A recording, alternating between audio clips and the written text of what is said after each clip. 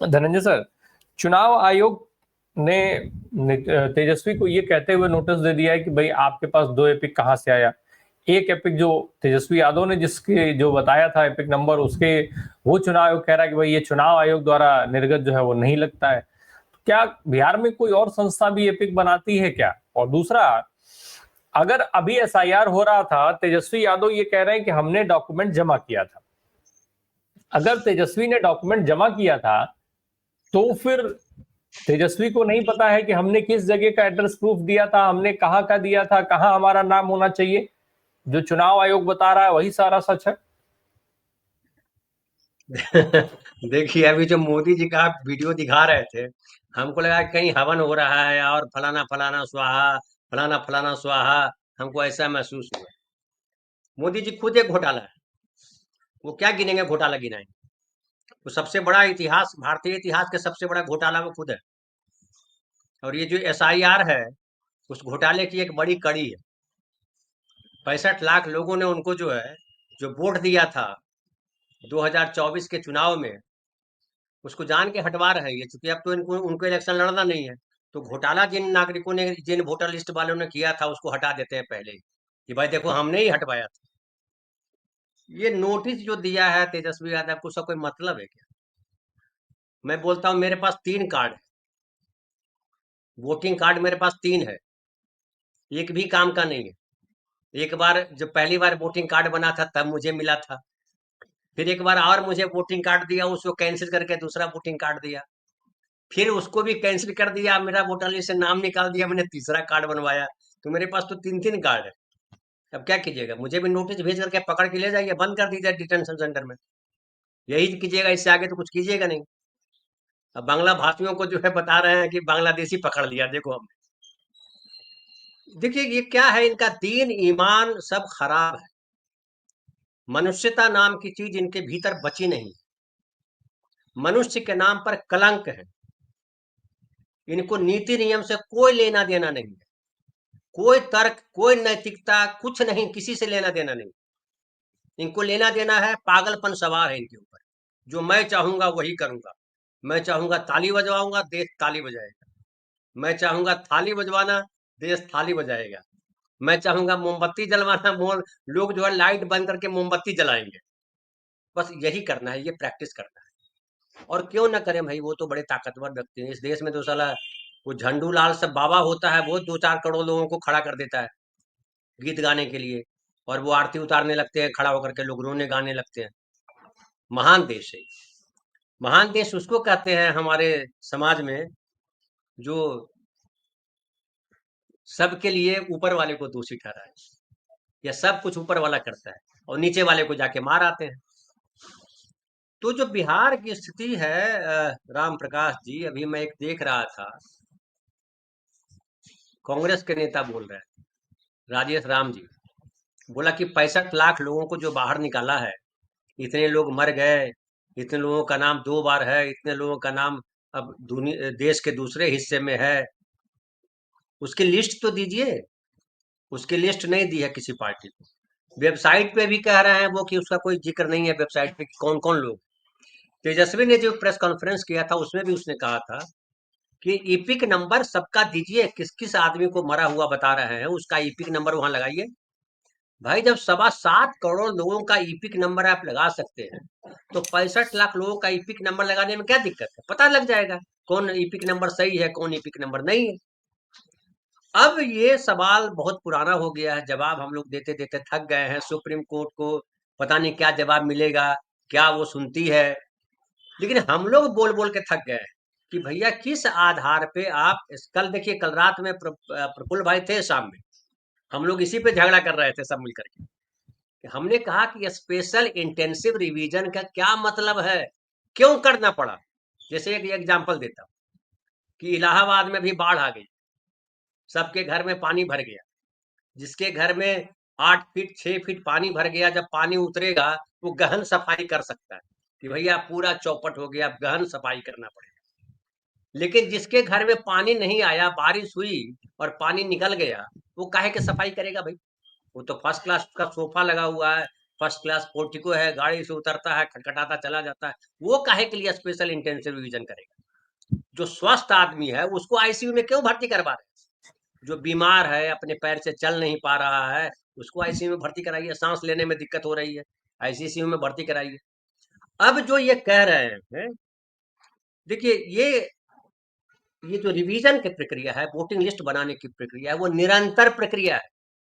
हर दिन लोग मरते हैं, हर दिन लोग 18 साल से ऊपर के होते हैं। ऐसा नहीं कि अब जो है 30 सितंबर को जो फाइनल लिस्ट आएगी, अब इसके बाद जब तक चुनाव नहीं होगा कोई मरेगा नहीं, और न कोई 18 साल से ऊपर का होगा।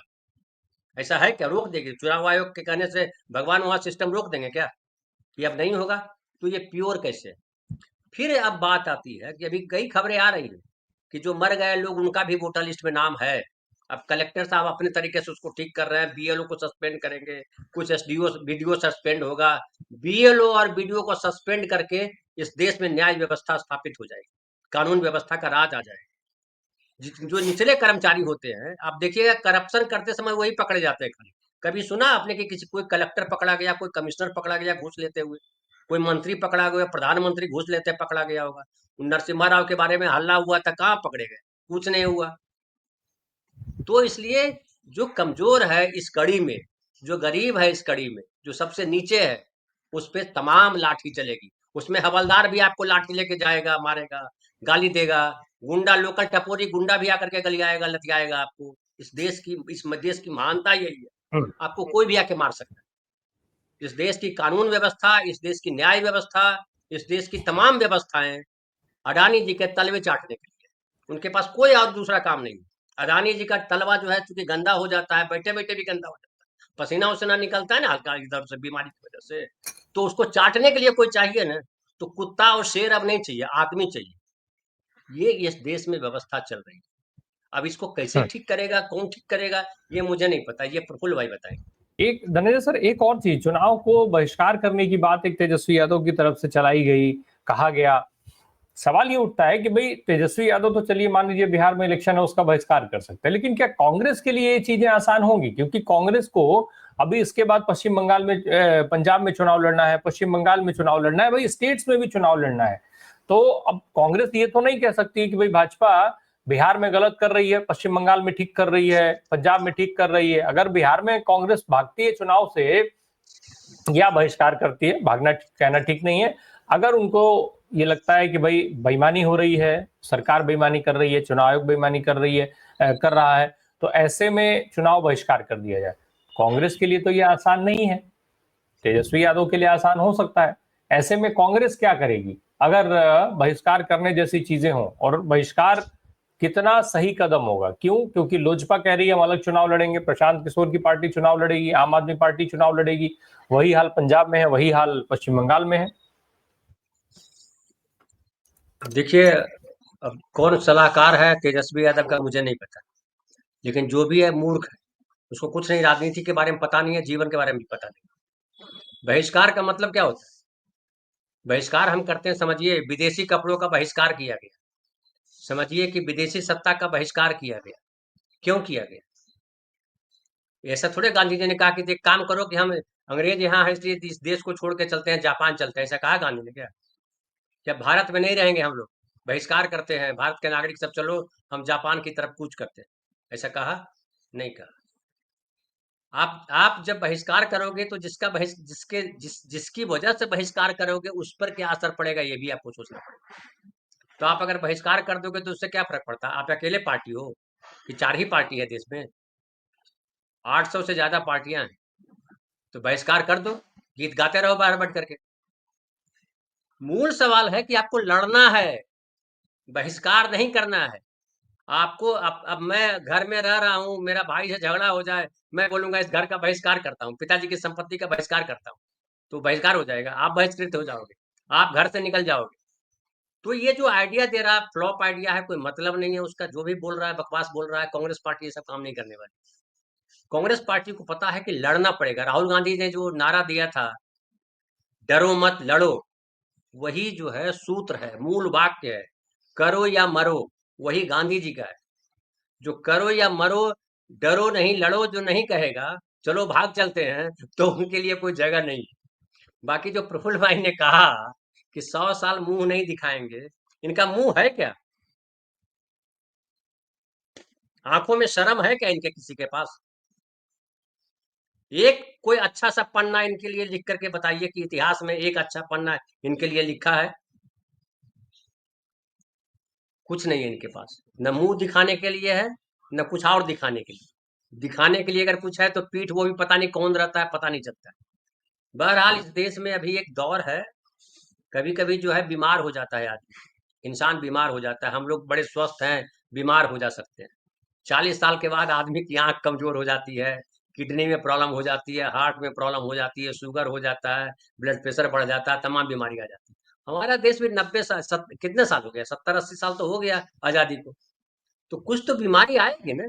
तो बीमारी के समय तो बीमारी दिखाई पड़ेगी, बीमारी दिख रही है कि जो है मुस्लिम प्रिंसिपल को हटाना हो तो जो है पानी के स्कूल के पानी के टंकी में जहर डाल दो, ये मर जाएंगे बच्चे और ये प्रिंसिपल हट जाएगा। ये जो बीमारी है ये कहाँ से आई?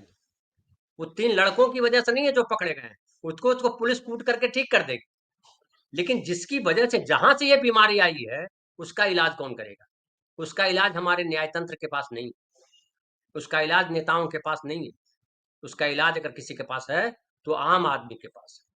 अभी आप जो शुरुआत में दिखाया नीतीश कुमार के बारे में, इतने घोटाले इतने घोटाले इतने घोटाले, क्या वो घोटाले की जांच हो गई? नीतीश कुमार को सजा मिल गई? या घोटाले जो बोल रहे थे वो मोदी जी झूठ बोल रहे थे? कोई एक तो झूठ है ना। या तो मोदी जी जिन घोटालों की बात कर रहे थे वो झूठ है, या मोदी जी घोटालों वाले आदमी के साथ लेकर के कह रहे हैं कि नहीं हम बड़ा पवित्र है, वो झूठ है। कोई तो झूठ है। इतना नंगा झूठ बोलते हो, इतना बड़ा झूठ बोलते हो, दिन रात झूठ बोलते हो, फिर भी अगर आपको इस देश की नागरिक जो है वो सर माथे बिठाए हुए हैं, बड़ी आबादी आपको लगता है। मैं देख रहा था पिछली बार 23 करोड़ 59 लाख वोट पड़े हैं बीजेपी को। फिर भी अगर नीतीश कुमार और चंद्रबाबू नायडू आपको सर माथे बिठाते हैं कि हुजूर आप ही हैं जो देश चला सकते हैं, तो आपको प्रणाम, सब लोगों को प्रणाम।